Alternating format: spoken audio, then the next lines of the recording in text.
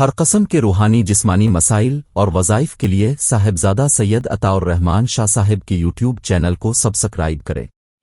السلام علیکم ورحمۃ اللہ وبرکاتہ۔ اس دنیا میں ہر شخص کی یہ خواہش ہے کہ میری عزت، میرا مال، میری جان محفوظ رہے، وہ اس کی حفاظت بھی کرتا ہے۔ اسی طرح اللہ تعالیٰ نے ہمیں دوسرے لوگوں کی جان، مال اور عزت کا محافظ بھی بنایا ہے کہ تم اس کے نقصان کا نہ سوچو، چاہے وہ شخص کمزور ہے یا طاقتور ہے۔